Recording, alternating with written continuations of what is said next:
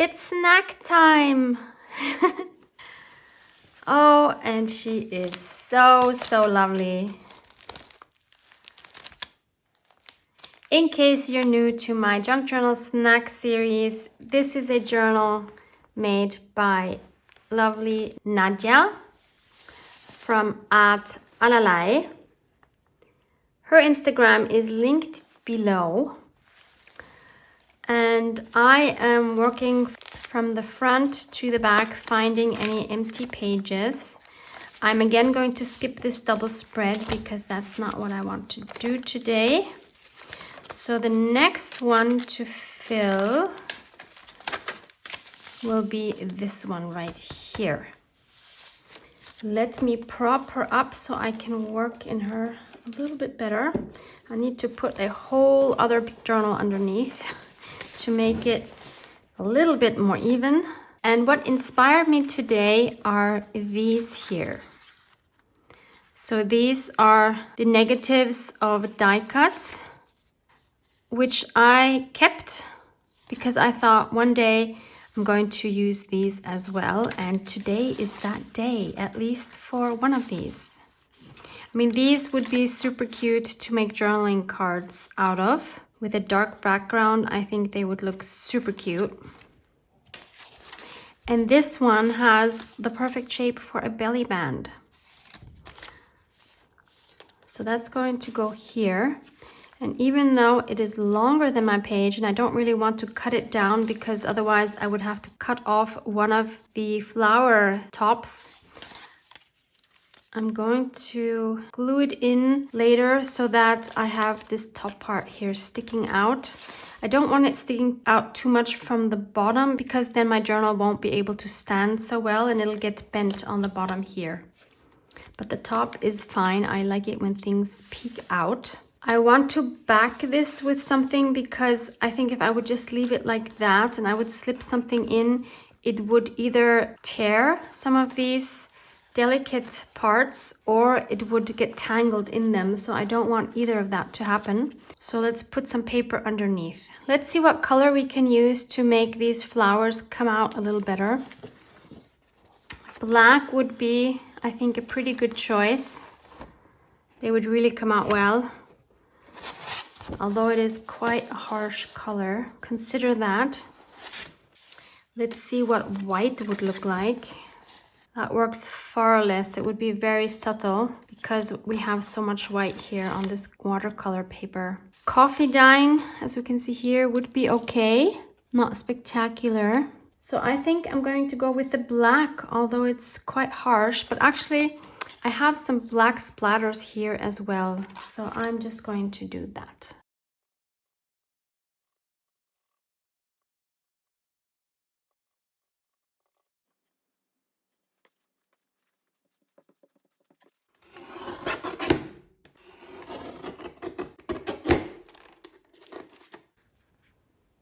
Next, I'm going to edge this with walnut stain, Distress Oxide.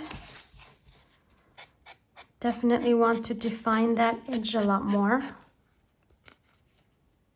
And because we're in autumn and I have a yellow and blue color scheme in my journal, I thought I could add these leaves, but I don't want to add them as is. I want to cut them and make the cut bits peek out from underneath. I don't think I want the red. That doesn't really work here, but I can definitely use the other parts.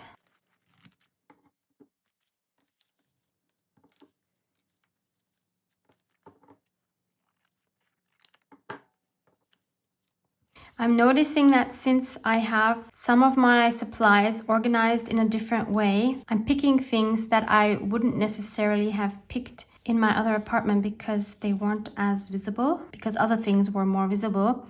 So that's what I gravitated towards. So I think it's great to grab different things now. Maybe some more. Maybe I can just cut this one smaller to get rid of the red.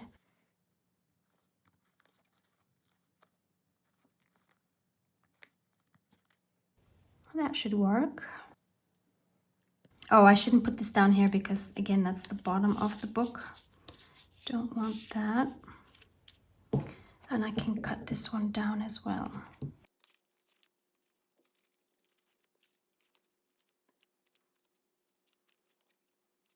That looks weird.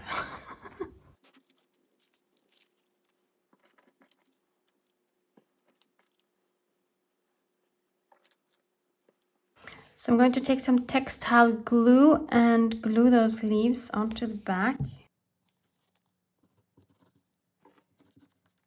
So if you don't know what to do in your journal, just go through your items, see what sparks joy, and challenge yourself to create something with that item. Maybe you won't know instantly, but I'm sure once you start thinking about it and playing with the items, you will come up with something. Just challenge yourself. And at the end, you'll be so proud. So I'm going to press these down.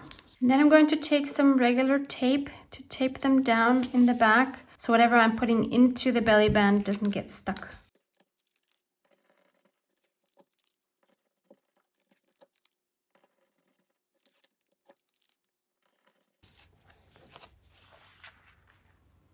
Seeing this now kind of makes me want to add more foliage, but I don't want to use more of these leaves, but maybe I can get a nice effect using stamps.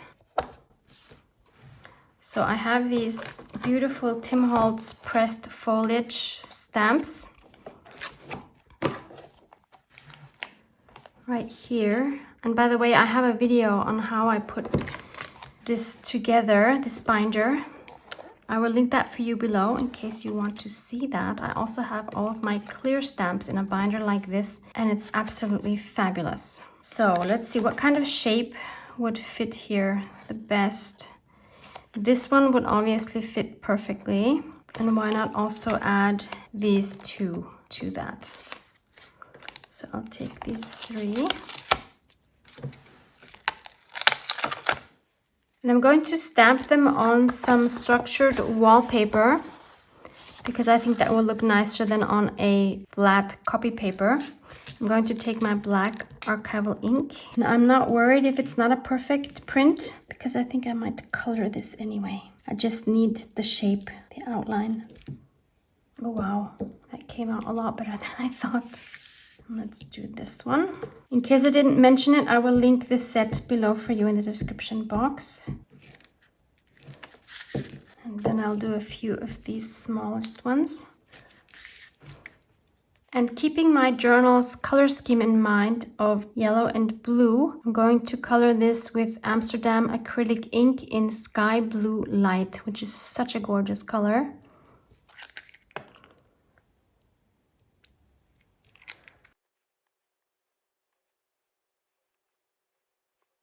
That's why it was important to use archival ink, otherwise this would smear now, of course, if it was water soluble.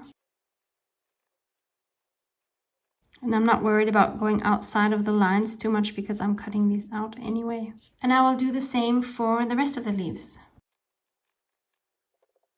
I have a feeling they need some more depth, so I'm going to try to achieve that by using the Uncharted Mariner Distress Oxide. I will first add some water in the middle so that the color will then spread more easily. Let's see how this goes. That looks weird.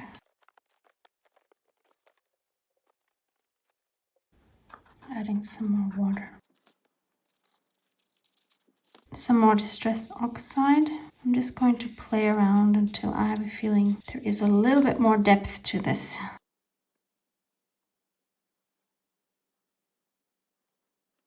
And I'll do the same for the other leaves as well.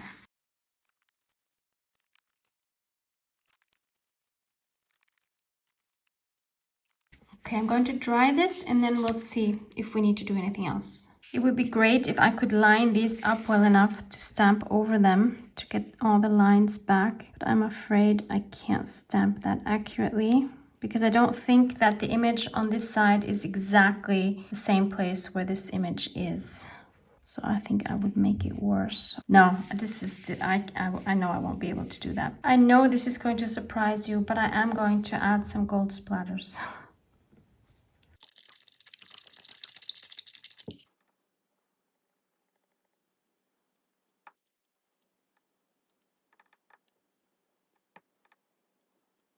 This is what it looks like once it's dry. It looks pretty much like a mess now, but hopefully it will look better once I fussy cut these.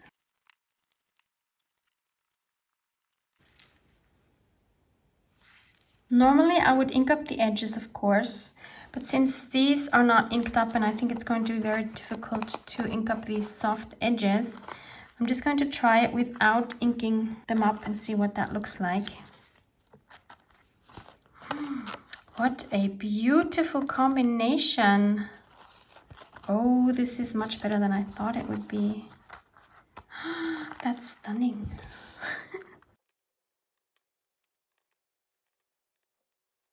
This is how I'm going to glue them down. I think this time I'll just put the glue on the card itself. Maybe that's easier.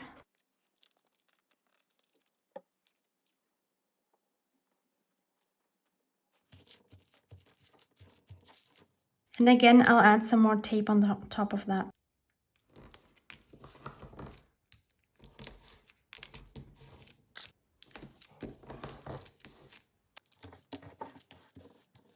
Let's have a look what this would look like on the page. It is quite elaborate, I would say. Wow, that covers pretty much the whole page. What a belly band. That's like a statement, right? Before I glue that down, I want to add some more interest here on the sides. And for that, I will take my beloved crackle stamp from Crafty Individuals, number CI 116. As always, I will link that down in the description box for you. If you buy any stamps from Crafty Individuals, please make sure that you also order or have some of this foam to back it with, because the stamps come only with the red rubber. I am again going to do this with my jet black archival ink, and I only need to do the sides because we won't see anything else anyway.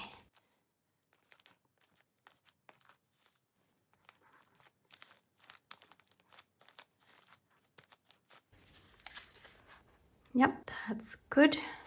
So now I'll glue this on, both on the top and the bottom.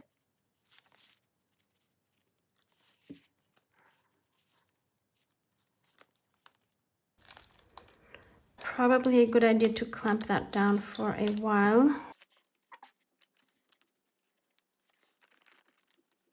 In the meantime, I can measure a coffee splattered paper here so that it will fit into my belly band, leaving plenty of space for where the glue squished out.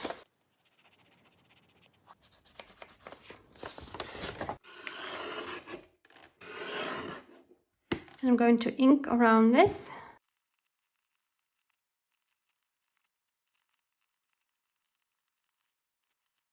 So I just jotted down some thoughts that I have today. I'm having so much fun in my new craft room. It almost feels like being a kid again, but I get to make all the decisions myself.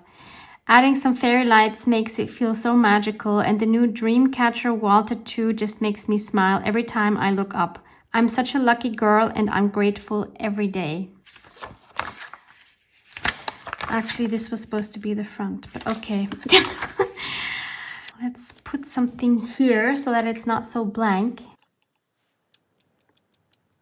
So I went through all my sentiments and I found one in this booklet here. These are vellum quotes. I don't remember where I got this from. I'm assuming somewhere local, but it's been a few years. And the quote that I found fits best for today is, "The best dreams happen when you are awake." I think that really fits to what I wrote about my craft room. I never thought I would have a craft room. So this is definitely a dream come true. And at the very least, I'm happy I can share my craft room with you virtually in my vlogs in case you don't have your own yet. Because even if you think you're never going to have one, you really don't know where life is going to take you.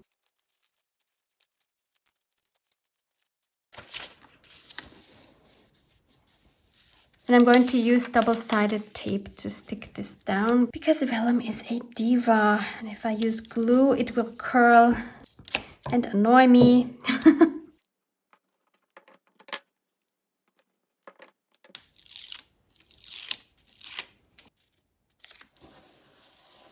And so finally we can stick this in here.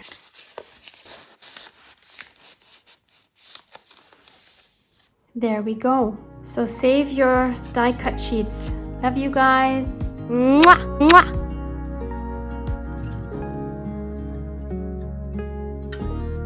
I've been acting like a wild man, sleeping like a child. You're so luminous and vibrant.